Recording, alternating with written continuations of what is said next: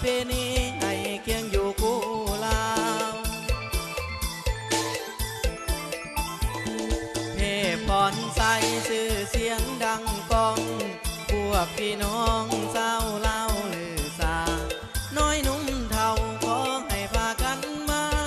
สู่สายทาลามาเสียงเทพพรใส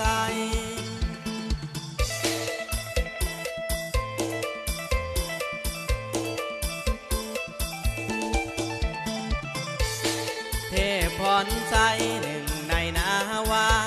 สีพายทั่วนามีปลาและแห่งใจถึงตัวน้อยบอกเคยหวั่นไหวนักเรียนมอปลายหน่อยมาพลิกที่หนูเทพพรใสหัวใจนักสู้เฮิดขึ้นสู่พากันก้าวไปเหนือกลางใต้ไปห่วมสิงใสสู่จุดมุ่งหมายคือเจ้านาวาสู่จุดมุ่งหมายเป็นเจ้านาวา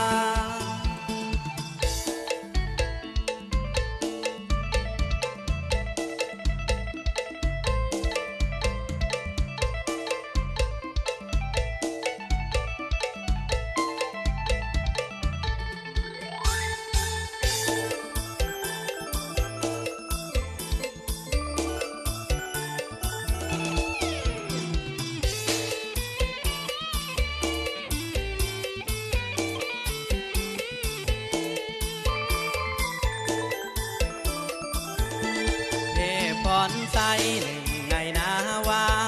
สีพายตัวนามีปลาและแห่งใจถึงตัวน้อยบอกเคยหวั่นไหว